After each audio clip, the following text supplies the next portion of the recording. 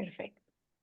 Entonces vamos a comenzar. Gracias por estar acá, gracias por regalarse este espacio, gracias por tomarse este tiempo. Normalmente, pues los domingos es un espacio para estar con familia y esta hora pues escogí como una hora que ya hubieran llegado todos de fincas, de paseos, de casas, en fin, para que pudiéramos comenzar y tener esta semana completa de charlas, de crecimiento, de reflexión sobre todo, de, de autoconocimiento, de observarnos, bueno, de estar acá un momento y regalarnos este hermoso espacio. Les agradezco a todos por estar, porque sin ustedes pues no puede ser esto posible. Y quiero agradecerle a Carito, mi prima que está acá conectada, que en el mes de diciembre Carito me dijo, me reuní con ella y me dijo, Clau, tú tienes muchas experiencias y mucho conocimiento y has adquirido pues como un estilo de vida que pudieras como compartir. Y yo siempre había querido hacerlo, pero no sabía cómo.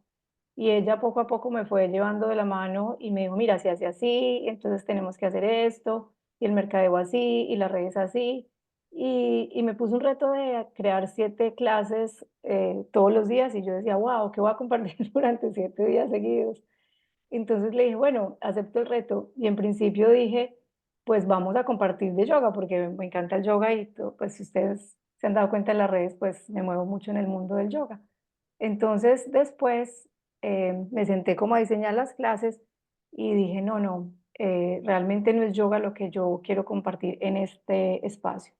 Siento que estamos viviendo una época de muchas turbulencias, de muchos cambios, eh, no sé, la situación política, la situación actual, la situación personal, familiar, mundial, energética, todo está cambiando muy aceleradamente y a las personas nos cuesta mucho el cambio y a veces nos resistimos y generamos pues muchas incomodidades internas. También por experiencia propia, pasé, como lo decía en los reels, en lo que comuniqué, pasé por un proceso de depresión durante muchos, muchos años, he estado, digamos, fuera de la depresión. Entonces dije, quiero compartir cómo he logrado superar la depresión durante todos estos años. Sentí que era el espacio y el momento para, por decir algo, salirme del closet, aunque muchos de ustedes ya conocen mi historia, algunos de ustedes ya conocen mi historia. Entonces dije, qué rico compartirlo y me pregunté, Clau, ¿cómo llegaste a la depresión? Y luego me pregunté, ¿cómo saliste de la depresión? Y empecé a escribir, me encanta escribir, y saqué como un listado como de 25 cosas que me habían llevado a la depresión y después las recopilé y las junté y las agrupé en estas 7 clases que vamos a ver, donde es como una radiografía. Yo les puedo compartir mi experiencia y lo que yo viví y cómo la he transitado. No puedo compartir la experiencia de otro porque no la conozco. Y todo lo que yo he aprendido a través del tiempo lo he puesto en práctica en mí. Entonces hice como una radiografía, vamos a ver en cada una de las clases muy claramente las diferentes facetas o los diferentes momentos o las diferentes acciones que me llevaron a, digamos, a estar en depresión y vamos a aprender también pues, de lo que no hay que hacer pues, para no estar ahí. Entonces, bienvenidos nuevamente. Para comenzar, voy a pedirles a todos, bueno, les digo que estos son 7 encuentros desde hoy hasta el sábado, domingo, lunes, martes, miércoles, jueves, viernes, sábado, todos los días en el mismo horario. El link les debe haber llegado, o si no, yo se los pasé al grupo. Es el mismo link para todas las clases. Y vamos a comenzar con el día número 1. Entonces, hoy va a ser un poquitico, de pronto me voy a demorar un poquito más que los otros días, porque les voy a contar un poquito mi presentación personal, introducción a los diferentes cuerpos, que me parece que es fundamental que todos conozcamos que no solamente tenemos un cuerpo físico, que tenemos diferentes cuerpos, y mi historia, que le puse el título, Me quedé ciega, sorda y muda. Entonces, antes de comenzar, acá veo que más personas están ingresando. En el mensajito que les llegó les decía que estuviéramos en un espacio tranquilo, relajado, que en algún momento pudiéramos cerrar los ojos y eso es lo que vamos a hacer en este instante. Nos vamos a poner cómodos o cómodas, Vamos a tratar de tener la columna derechita, los ojos cerrados. Vamos a tratar de tener los pies en el piso, pues como si tienen los pies de pronto encaramados en la cama o en una silla, en un sofá o algo, traten como de tener los pies en la tierra. Y nos vamos a regalar un momentico de conciencia y de presencia. Vamos a regalarnos un espacio donde podamos encontrarnos conectados con nuestro cuerpo, con nuestra mente, con nuestras emociones y con nuestra propia energía.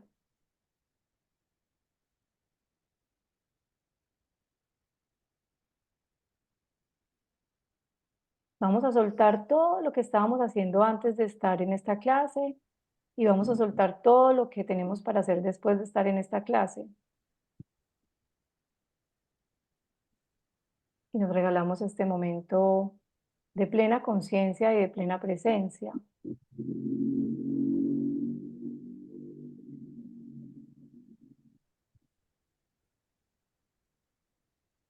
Estoy entrando lentamente, puedo apagar los micrófonos, acabo de entrar. Y ustedes vieron que la presentación tiene como en Colombia los llamamos unas florecitas que se llaman diente de león, que son esas florecitas que uno sopla y se desvanecen. Nos vamos a regalar con los ojitos cerrados unas inhalaciones lentas por la nariz y cuando necesitemos exhalar vamos a botar todo el aire por la boca despacio como si quisiéramos soplar esas florecitas y lo hacemos muy despacio. Inhalo lento por la nariz y al exhalar boto el aire lento como si estuviera soplando la florecita. Y mientras hago ese ejercicio, siento que todas las tensiones del día se van y lo repito otra vez. Inhalo por la nariz, exhalo por la boca, botando lento el aire.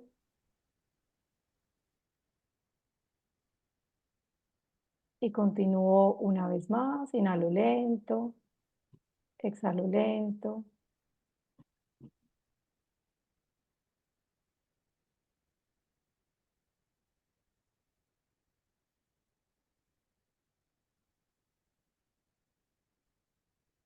Y voy a ser consciente que mientras yo respiro, no soy yo quien respira. Existe una fuerza superior, existe algo, la vida misma, que respira por mí. Voy a ser consciente que mi respiración es automática, sucede. Sí o sí, yo inhalo y sí o sí, yo exhalo. Y me voy a regalar un momento para agradecer por esa respiración, por esa inhalación y por esa exhalación.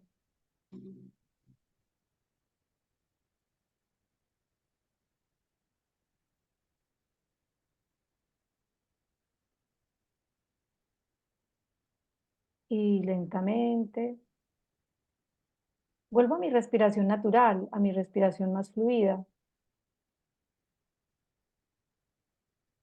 Respiro por nariz, inhalo por nariz, exhalo por nariz.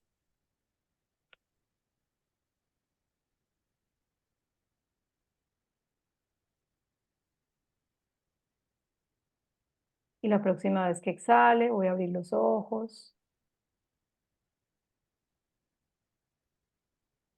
Y me encuentro con una imagen que dice abre el corazón.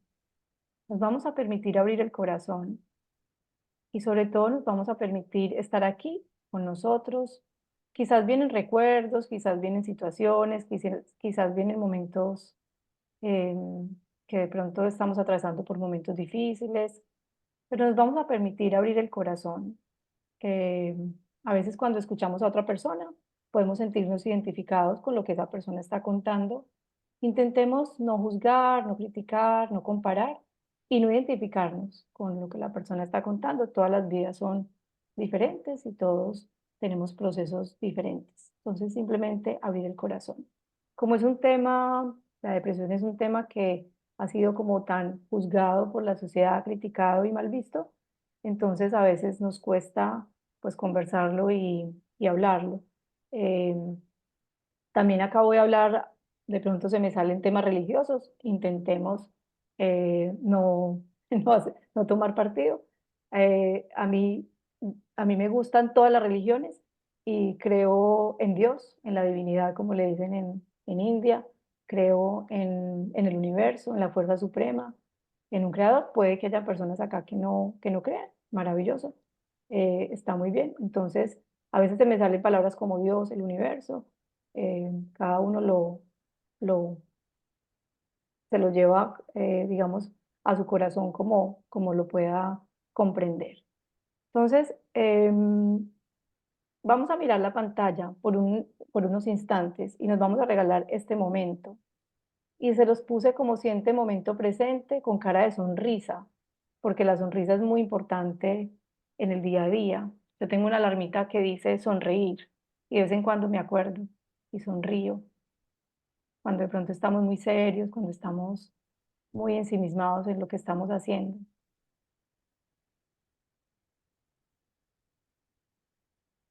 Porque actual, el momento actual es el momento que importa. Lo que pasó, pasó y el futuro no lo conocemos.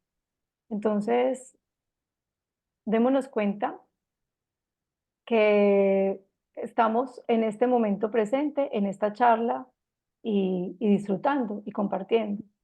Para las personas que no me conocen, quise ponerles un poquito como de mis diplomas.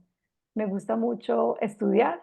Llevo, pues, yo diría que toda la vida estudiando y quería compartirles algo como de mi recorrido. Estudié Administración de Empresas en EAFID en Medellín, soy de Medellín, nací en Medellín, crecí en Medellín, en Colombia, y luego acá me fui a Bogotá a hacer una especialización de mercadeo porque crecí en una sociedad donde es muy importante estudiar la carrera y después especializarse. Entonces sentía como cierta presión familiar de qué vas a hacer, qué vas a hacer, qué vas a hacer con la especialidad, con la especialidad. Entonces dije, bueno, me voy a Bogotá, me fui para los Andes, entré a la especialidad, ya había trabajado 7 años en una empresa en Medellín después de que había salido de la universidad. Más adelante les cuento un poquito de eso.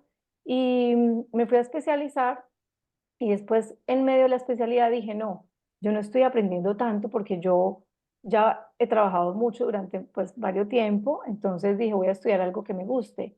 Y ahí fue la primera vez que yo me salí un poquito del molde de lo que mi papá esperaba que yo hiciera con mi carrera profesional. Y dije, me voy a ir a estudiar, me metí a internet, dije, a mí me gusta el color, voy a estudiar algo que tenga que ver relacionado con el color. Y había un curso en Londres sobre psicología del color y me fui a Londres a estudiar un curso de psicología del color. En ese momento yo estaba ya, digamos, independiente.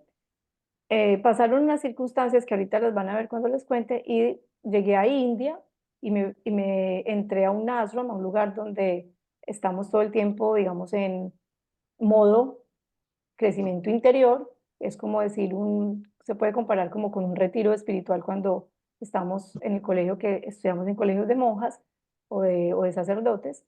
Y en ese lugar me quedé 7 meses y aprendí sobre el yoga integral de dos grandes maestros que se llaman Sri Aurobindo y la Madre. Y luego me devuelvo para Colombia y después voy a Argentina y entro a la Universidad de El Salvador a estudiar la tecnicatura universitaria en yoga. La carrera dura 2 años y medio. Estudié 2 años y medio, viví 4 años en Argentina. Luego me devuelvo para Colombia y una profesora me dice, Clau, salí como a buscar trabajo en yoga, fui como a los diferentes centros de yoga de la ciudad y me dijeron, no, no, no, pero una profesora me dijo, no te puedo dar trabajo, pero estoy haciendo una formación. Y yo le dije, bueno, yo acabo de llegar de una formación, cuéntame cómo es tu formación. Pues yo ya había estudiado como 2 años y medio. Y Merce me contó, se llama Merce Sati, algunas personas la conocen, me dijo, la formación es así. Y yo dije, bueno, qué rico, pues puedo aprender, seguir aprendiendo. Y seguí aprendiendo. Y después entré, unos amigos me invitaron, yo vivía en Laureles y unos amigos me invitaron a una universidad que se llama la Universidad de la Luz, que también quedaba en Laureles, para que estudiara sanación. Y estudié sanación 2 años. Y luego otra persona de Argentina muy querida me dijo, Clau, están haciendo un posgrado de respiración evolutiva, después les cuento qué es eso, en Argentina, y entonces lo hice por Zoom, un año o casi 2 años, Y luego Nati Solvey, una de mis profesoras que quiero mucho de Argentina, me invitó para que fuera embajadora de su escuela de yoga tradicional, que es online actualmente. Y con ella hice la formación 2 veces, digamos en el año de pandemia, y luego la repetí. Y en esa formación conocí a Maximiliano Rosano, que es, profesor, es psicólogo y es profesor de Vedanta. Y desde entonces llevo 2 años estudiando Vedanta con Max. Entonces ese es como mi recorrido, digamos, en este tema. Y pues además he estudiado otras cosas y otras disciplinas, pero para que entiendan un poquito como mi mirada de los hechos, de los hechos. Bueno. Como les dije, vamos a hablar sobre los diferentes cuerpos, que para mí es fundamental que si acá hay personas que yo sé que conocen los diferentes cuerpos, una repasadita, y hay personas que nunca han oído hablar sobre los diferentes cuerpos. Cuando yo oí hablar sobre los diferentes cuerpos, pasó en India en el año 2008. Yo llegué a la India y me encontré con un maestro y en uno de los satsang, que son charlas con el maestro, él empezó a hablar que teníamos diferentes cuerpos. Yo no entendía que eran los diferentes cuerpos porque yo había crecido entendiendo que, pues, que estamos constituidos por un cuerpo físico y también entendía que cuando nos morimos, pues simplemente el cuerpo físico se muere y se acabó la vida. Esa era como la noción que yo tenía en esa época. Entonces, cuando me encontré con que en India, en Oriente, en la China y en otras tradiciones, en las culturas y en las filosofías orientales, reconocen que tenemos, además de este cuerpo físico, otros cuerpos, para mí fue como un súper despertar porque además el conocer a cada uno de los cuerpos te ayuda en tu camino de crecimiento interior.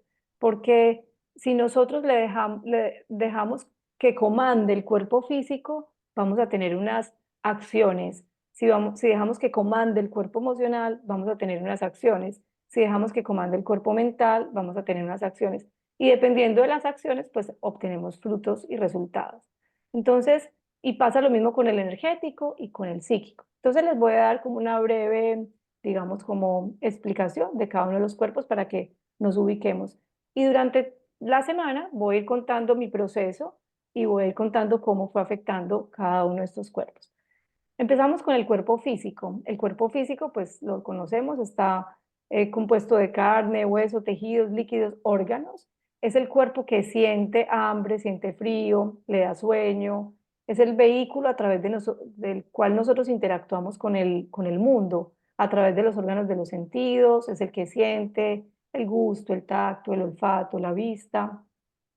Y en la India, bueno, en las culturas orientales, dice que está compuesto de los 5 elementos: agua, tierra, fuego, aire y éter.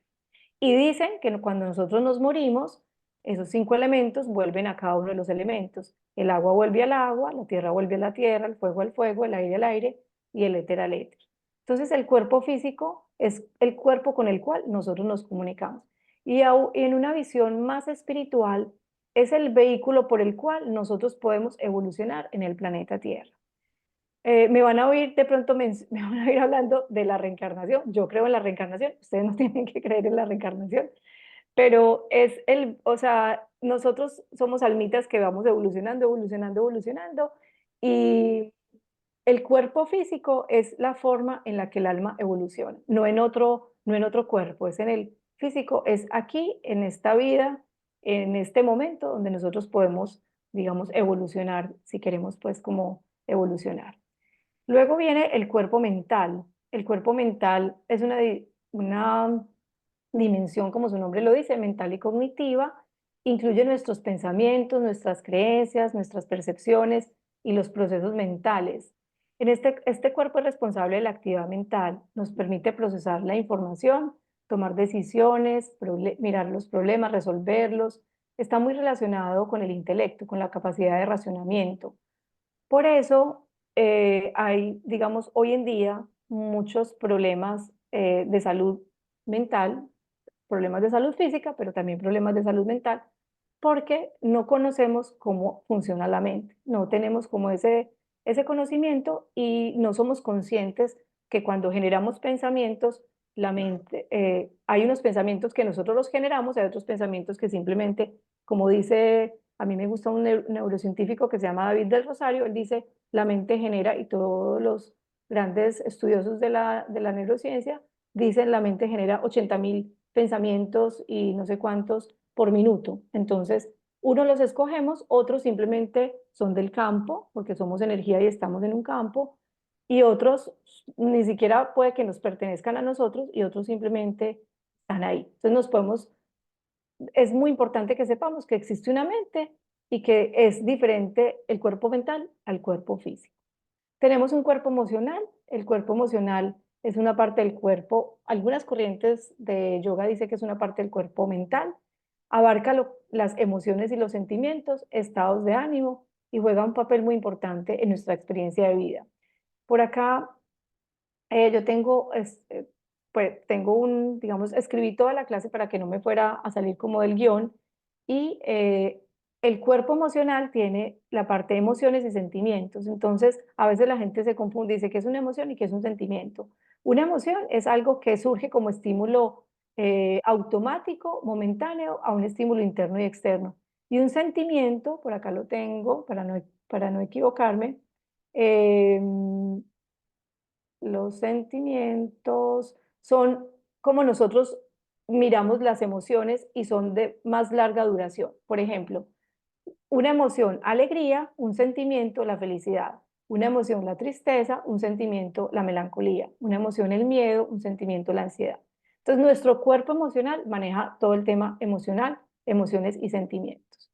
Luego tenemos un cuerpo energético, que es el responsable de nuestra vitalidad. No sé si ustedes vieron que yo puse hace poquito un reel que me pareció muy lindo, que lo compartí, de una persona que digamos, está blanquita, y va pasando se va encontrando con diferentes personas, y esta persona tiene rayitas, esta persona se va encontrando con a esta persona que está toda blanquita se le pegan las rayitas de esta, y esta persona que está blanquita da espacios de blancura a esta persona. ¿Qué quiere decir? Que cuando nosotros nos relacionamos con las personas, estamos entregando nuestra energía y estamos recibiendo energía de los otros. Entonces el cuerpo energético es súper importante que también sepamos que existe y que sepamos cuidarlo. Hace poquito una persona me preguntó, Clau, si alguien está bajito, si la pareja está bajita de ánimo, si alguien está bajito de ánimo, entonces uno, para cuidar su energía, ¿qué hace?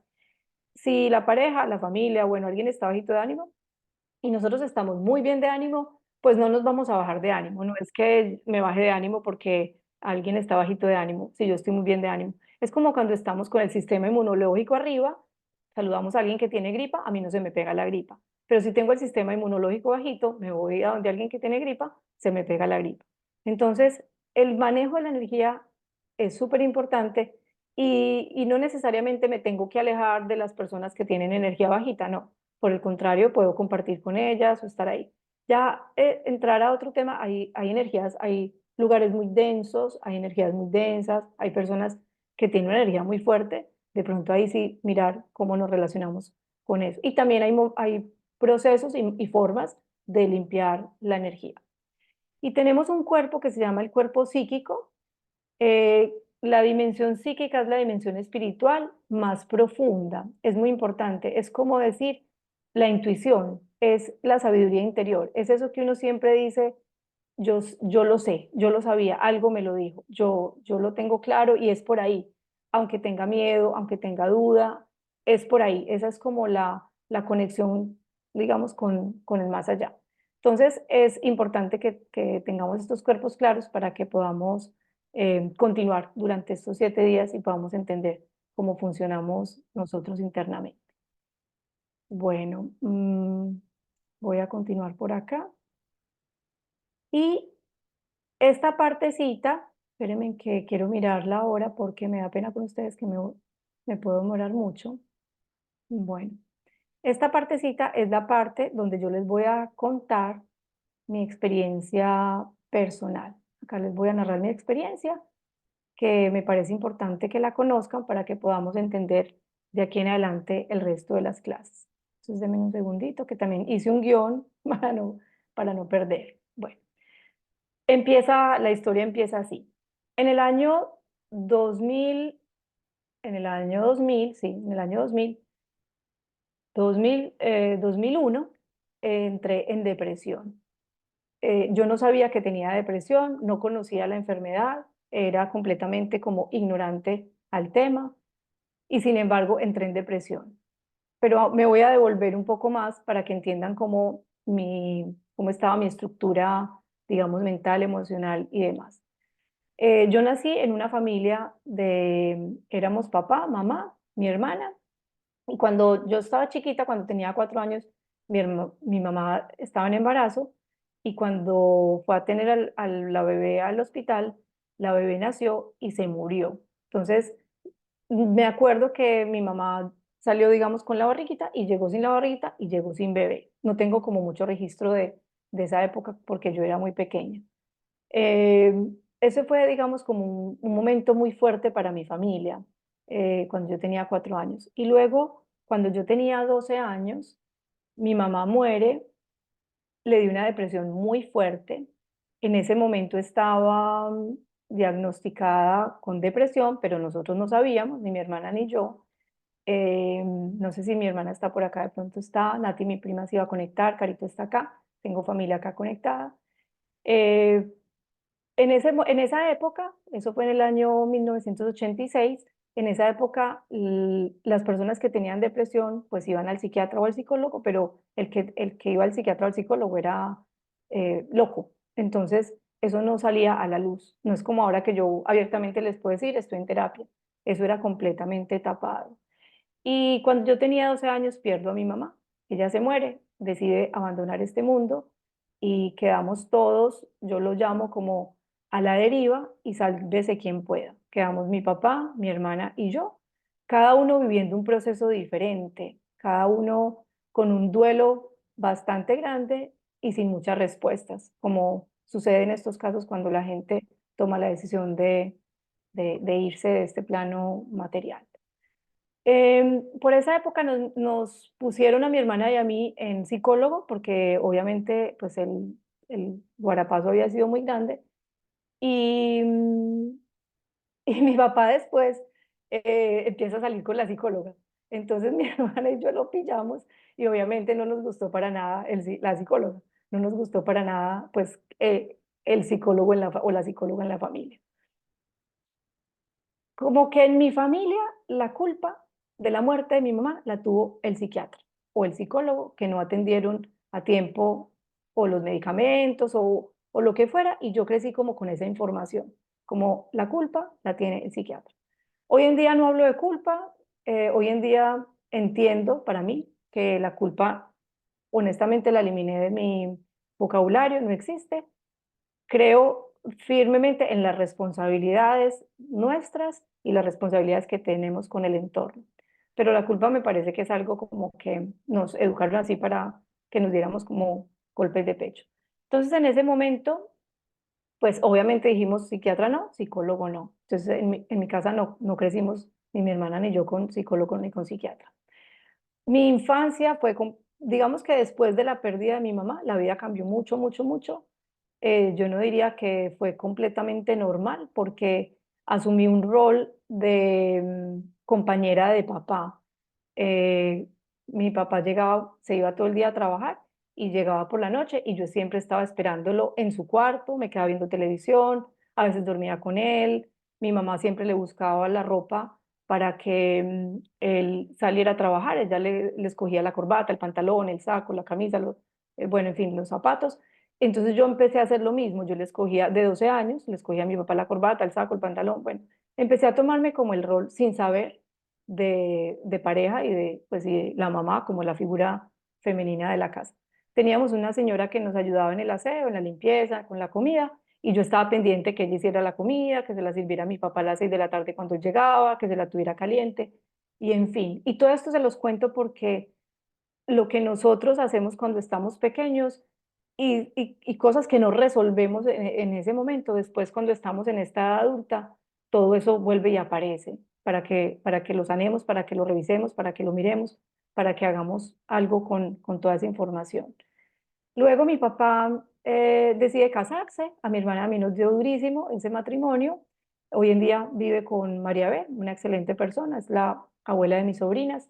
Mi papá y María B creo que están hace 36 años juntos y han vivido muy bien, pero en ese momento, yo adolescente, mi hermano adolescente, fue muy, muy difícil esa aceptación de esa nueva persona en la casa.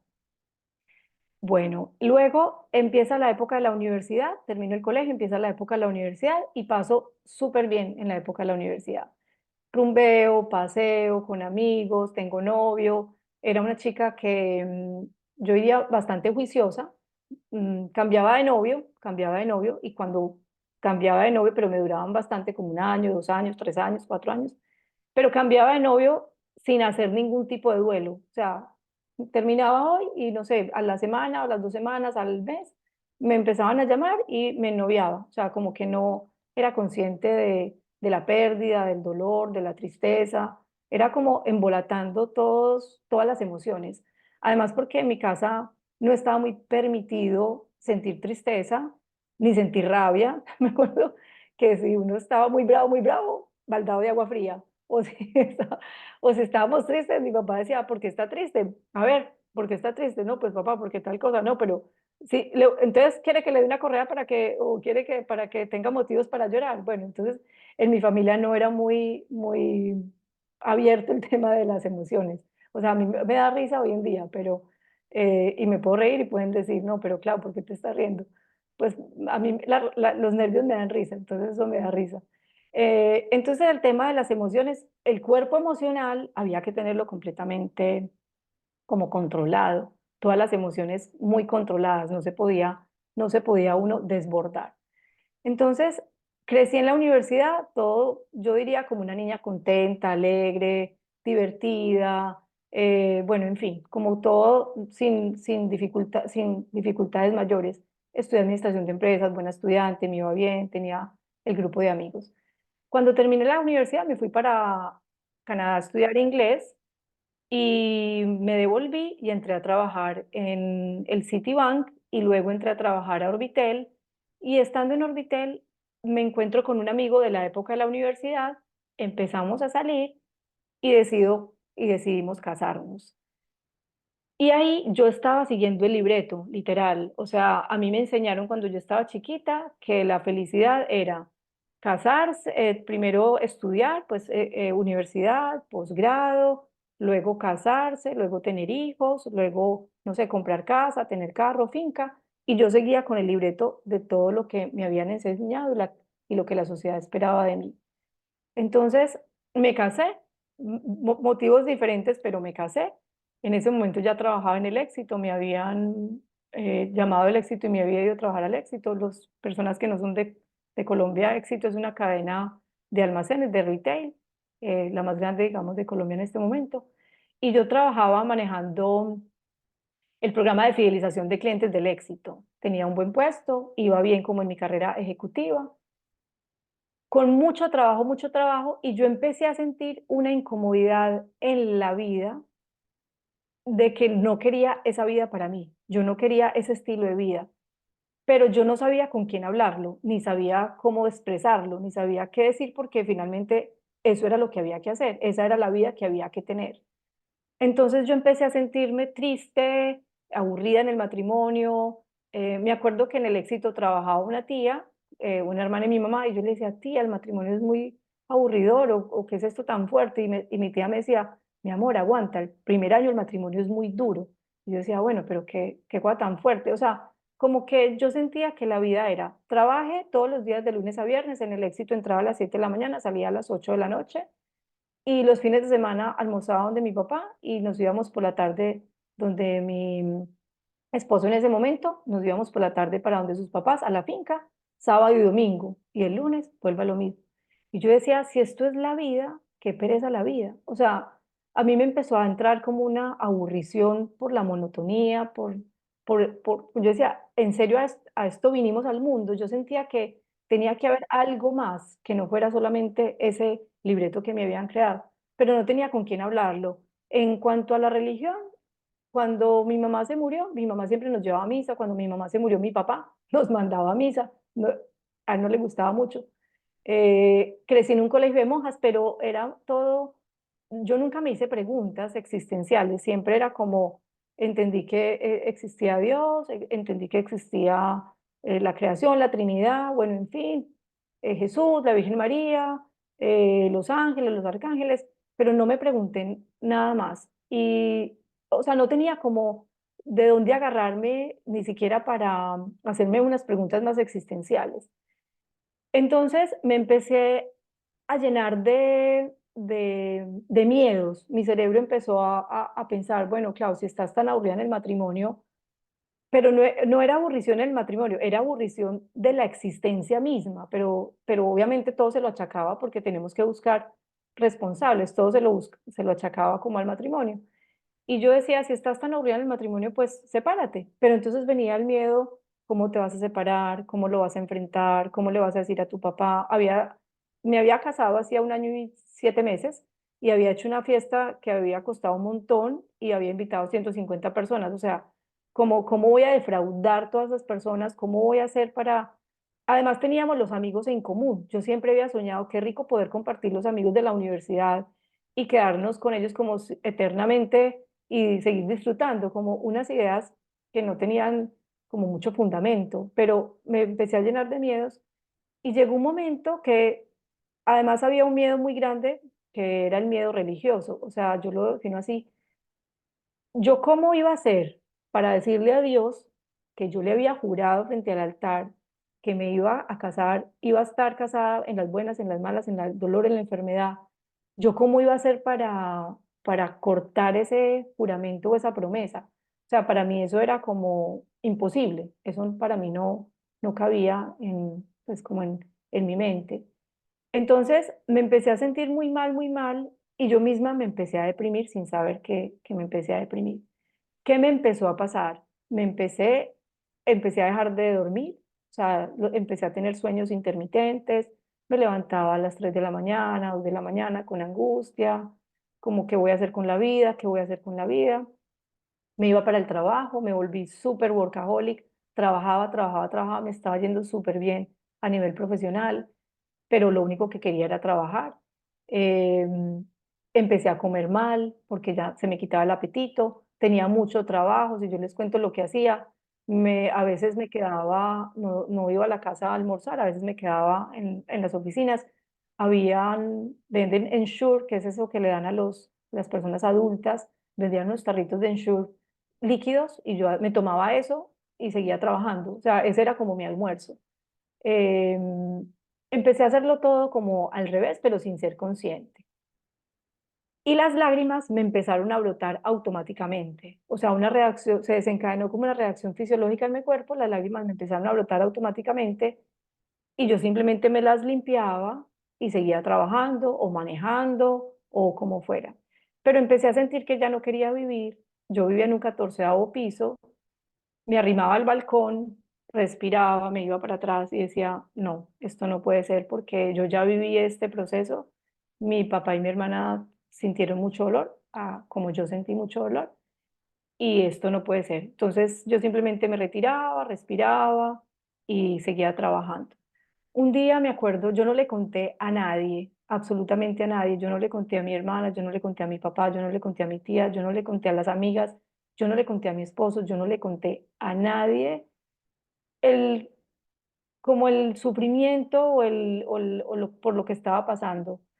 Y eso, hace poco perdí una persona que quiero mucho, se me pone la garganta un poquito así, y esa persona se veía de una manera muy distinta. O sea, nosotros podemos, esa persona era alegre, esa persona bailaba, esa persona cantaba, esa persona estaba de rumba, pero esa persona no dejaba mostrarle a la otra persona que estaba triste.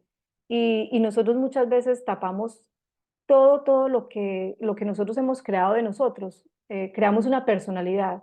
Nosotros tenemos diferentes personalidades y creamos una personalidad, nos enmascaramos en esa personalidad y eso es lo que permitimos que la gente vea de nosotros. Entonces no permitimos que nadie nos ayude o no pedimos ayuda y eso es un súper error.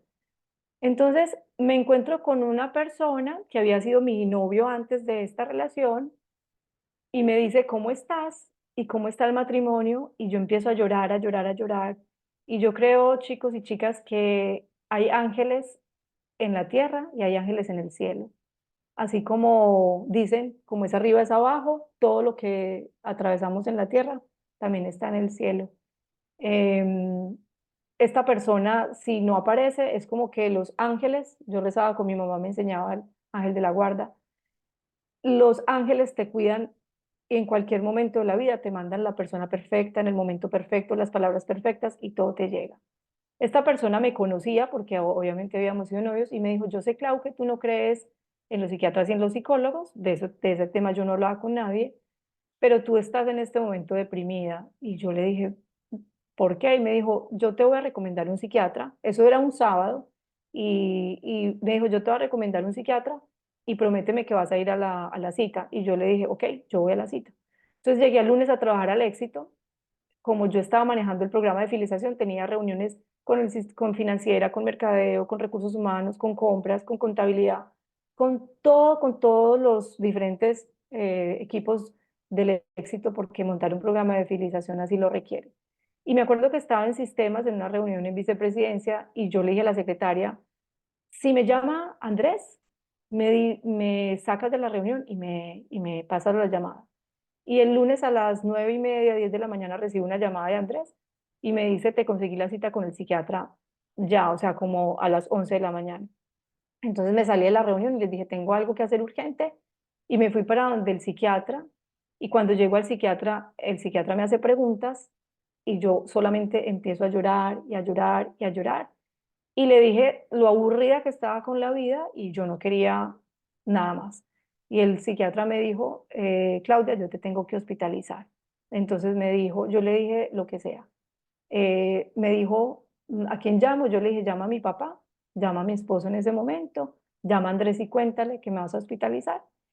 Y llegaron mi papá, llegó Santiago, llegó Andrés y mi papá cuando lo vi, él revivió, yo me imagino que revivió por todo lo que pasamos, porque la cara que tenía era súper triste. Yo me acuerdo de ese momento como un momento súper fuerte para él y para mí. Y me dijeron, ve a la casa, empaca las cosas, que ella no empaque nada con lo cual se pueda hacer daño. Y me llevaron a Sameín de la 33. Como que hay personas en Medellín, pueden que lo conozcan. Cuando llegué a Sameín, yo creo que estaba tan supremamente mal que me durmieron por 2 días seguidos y me dieron mucha medicación. A los 2 días me desperté y yo creo que fue así. O sea, puede que haya un doctor acá y diga, no, no, imposible, ¿cómo la van a dormir por 2 días? Pero yo tengo eso en mi memoria. Me desperté y me dijeron, bueno, puedes recibir visitas 2 horas al día y siempre me iban a visitar mi esposo y mi papá 2 horas al día. Estuve en la clínica durante 15 o 20 días aproximadamente y cuando estaba en la clínica empecé con un proceso psiquiátrico y psicológico, compañía de psiquiatra y psicólogo. Me preguntaban qué te pasó, por qué estás acá, qué fue lo que te pasó. Em, Como mi mamá había sufrido ese proceso, inmediatamente ellos hacen una relación de hereditario. Y ese tema hereditario ya está muy, muy revaluado. Existe ahora la epigenética, donde dice que heredamos el 1% de los genes.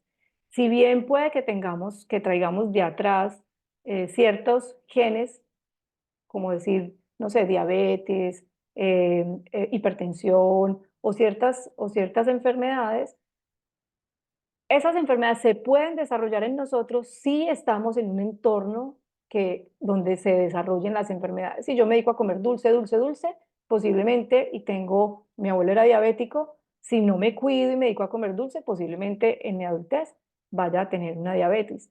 Pero si yo me cuido, si como bien, si trato bien mi cuerpo físico, emocional, mental y demás, lo más seguro, lo dice hoy en día la epigenética, no vas a desarrollar esa enfermedad. Exactamente pasa lo mismo con la depresión. No es que uno vaya a desarrollar una depresión porque su papá, mamá, hermano, primo, ancestro tuvo depresión. Puede que exista una cierta tendencia, pero no necesariamente la tiene que desarrollar. Entonces, yo honestamente creo que a mí lo que me salvó de muchas, muchas cosas fue que yo no me creí, siendo muy ignorante y sin saber nada de lo que ahora sé en ese momento, yo no me creí ese tema que a mí me dijeran, usted es una persona depresiva. porque yo nunca lo había demostrado. Yo había pasado muy rico en el colegio, a lo mejor tenía una herida profunda que estaba ahí, pero yo había sido una chica alegre en el colegio, en la universidad, en el trabajo. Entonces yo no me creí como eso, que me dijeran que tú eres una chica depresiva. Lo que pasa es que la depresión se puede ver si la persona está triste o si la persona está muy contenta. Ahora lo entiendo, pero en ese momento no. Yo le decía a la psicóloga, yo me quiero separar, y me decía, no puedes tomar esa decisión porque estás en este momento con esta depresión y uno no toma decisiones en esos momentos. Me mandaron para la casa, me dieron un mes de incapacidad, y estando en la casa empecé a leer libros. Me leí El poder de la hora, de Eckhart Tolle, que es muy famoso, me leí El monje que vendió su Ferrari. Empecé a tener conexión como con libros un poco más espirituales. Pero hubo un libro que me sacó a mí como del lugar donde yo estaba, y fue La princesa que creía en los cuentos de hadas. Y yo me di cuenta que estaba en una jaula de oro y que yo no quería seguir viviendo en esa jaula de oro. Entonces tomé la decisión de separarme. Hablé con mi esposo, le dije, mira, me quiero separar. Y él dijo, ok, está bien, pues seguramente con su dolor, pero fue como un acuerdo. Contratamos un solo abogado y nos separamos. La separación fue relativamente fácil, muy dolorosa. Separarse genera pues mucho dolor. Y, y bueno, como a veces no aprendemos las lecciones, la vida nos manda como otras para que sigamos aprendiendo. Yo continué bien, o sea, estuve durante 2001, me diagnosticaron depresión, me medicaron durante todo ese tiempo. Había momentos donde yo quería dejar la medicación, ya muy poquito, me daban unas pastillas muy poquitos, algún ansiolítico, algo así. Yo lo quería dejar, trataba de no tomármelo y sentía como que las manitos me temblaban, era como que no me sentía como, porque esos medicamentos generan un poco de adicción. Entonces no lo podía dejar. Después me separo, bueno, continúo mi carrera ascendente en el éxito, dejo el éxito, me voy a vivir a Bogotá para quedarme, meterme a la especialidad de mercadeo, vuelvo y me caso, pasan unos años y vuelvo y me separo. Y ahí como que tuve un quiebre brutal. En ese momento dije, soy fracasada, ¿cómo se me ocurrió a mí tener, no sé cuántos años tenía, 34, separada 2 veces? Porque si bien había empezado un camino espiritual, había sido como muy por los laditos, y ya había aprendido a comer bien, pero no tenía todo este conocimiento que les mencioné al principio de los diferentes cuerpos. Entonces, digo, me voy para la India, me voy a ir a conocer India, voy a dejar todo lo que tengo en Bogotá en ese momento, y dije, voy a hacer un viaje de 3 meses de mochilera, y me quedo 8 días en un ashram. Me había leído el libro de Comer, Rezar, Amar, de Elizabeth, no me acuerdo el apellido, que es la película muy famosa, y había visto la vida en un ashram. Y yo creo, como yo les dije al principio, que yo creo en la reencarnación, yo creo que en otras vidas fui monje, porque se me facilita, o monja, porque se me facilita mucho la vida en monasterios. Cuando llegué a este lugar conocí un maestro, me empezó a hablar de un montón de temas que yo desconocía, por ejemplo el de los cuerpos, y yo dije, aquí me quiero quedar aprendiendo, y me quedé 7 meses. Y, y ahí la vida me dio un giro como de yo no sé cuántos grados. Ahí entendí muchas cosas que quiero compartirles, pues quiero continuar compartiéndoles, y ahí dije, cuando me sienta que estoy fortalecida y capaz de enfrentar a la sociedad, sobre todo a mi papá, la figura paterna que había sido, digamos, como tan importante y además tan fuerte en mi desarrollo. Cuando yo sea capaz de decir, no me importa que esté casada 2 veces, no me importa haber dejado la universidad, no me importa, pero que yo me sienta bien conmigo misma, cuando yo sienta esa fortaleza, me devuelvo para Colombia. Y en ese proceso me demoré 7 meses, y a los 7 meses dije, estoy lista a regresar y a encontrarme con una sociedad que espera muchas cosas de uno, y a encontrarme con mi nueva personalidad, por decir de alguna manera, o con mi nuevo estilo, o con mi nueva forma de afrontar y de enfrentar la vida. Que yo me sintiera bien conmigo mismo, porque somos muy crueles y la sociedad es cruel, y cuando queremos salirnos del molde, se siente rechazo, marginación y demás. Entonces dije, cuando yo me sienta completamente firme y pueda caminar en alto, yo me devuelvo, y ese trabajo me demoró 7 meses. Creo que los voy a dejar con esa historia porque me tomé más del tiempo que les había dicho. Vamos a, espérenme en un momentico que yo quería mostrarles otra cosita. Espérenme un segundito. A ver qué tengo acá antes de irme, que no se les quede nada. El guioncito que hice por acá. Bueno, sigue esta, que fue a la conclusión que llegué después de muchos, muchos años. Yo al principio decía, Clau, ¿por qué tengo depresión? Y yo, porque me quería separar y no me separé. Y en realidad yo siento hoy en día que me dio depresión porque yo me descuidé, porque no conocía, porque no tenía ese conocimiento.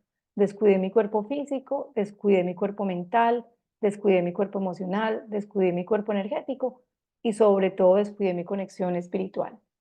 Y por eso siento que caí en depresión. No sé, ustedes conocen la canción de, dice, tú no estás deprimido, sino tú estás distraído del mundo que te rodea. No me acuerdo del autor. Y es así, estamos distraídos o desinformados del mundo que nos rodea.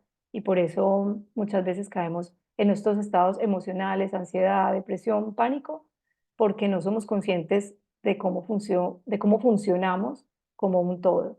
Entonces, quiero compartir con ustedes y dejarles un compromiso para que antecitos, cuando, digamos, este momentico, cuando terminemos la charla, yo les había dicho que cogieran un cuadernito, cogieran un lapicero, escriban, cierren los ojos y cada uno escriba qué significa la vida para cada uno.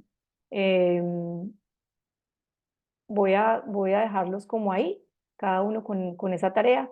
Luego se van a hacer esta pregunta, que también me parece muy importante. Si tu hijo, tu hija, tu sobrino, tu sobrina, tu hijo de un amigo, o sea, alguien menor que tú, alguien pequeñito, te pregunta qué significado tiene la vida, ¿tú qué le respondes? Porque son dos respuestas distintas.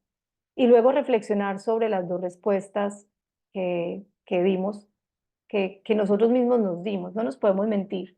Uno no se puede mentir a uno mismo. A veces uno se miente, pero como yo les decía, el cuerpo psíquico está ahí, y la intuición siempre nos va a decir eso que queremos eh, escribir. Entonces, no le pongamos mucha mente, simplemente contestemos esas preguntas, y, y mañana, bueno, mañana las podemos mirar si de pronto alguien quiere compartir alguno de los significados. Si ustedes me preguntan a mí, hace muchos años yo les hubiera dicho, y yo le decía al maestro en la India muchas veces, Swami, ¿qué es la vida? Si la vida no es crecer, nacer, morirse, reproducirse, y ya. Y él me decía, Claudia, después con el tiempo vas a ir descubriendo qué es la vida. Y después les comparto mi significado de qué es la vida para mí. Entonces, por ahora los dejo con esta historia. Nos vemos mañana. Muchas gracias. Una linda noche. Y bueno, espero que mañana nos conectemos para que sigamos aprendiendo y podamos seguir compartiendo. Muchas gracias. Claudia, Gracias a ti. gracias. Clau. Gracias. Gracias, Gracias. gracias a todos. Un abrazo. Un abrazo. Gracias. Noche. Gracias, Clau. Gracias, chicas. Chao. Gracias. Gracias, Claudia, Gracias, espectacular. Gracias, gracias. Chao. Gracias por compartirnos tu historia. Como siempre, espectacular. Tan linda. Gracias, María T. Un abracito. Chao, Clau. Chao, Chao, mi gracias. Clau. Chao, Gracias, Clau, chicas. gracias. Chao, chicas. Chao, chao. Voy a cerrar aquí y nos vemos mañana a la misma hora. Un abracito. Chao, Clau, gracias. Gracias, Karen. Un besito. Gracias, gracias. Gracias, Jaime. Gracias.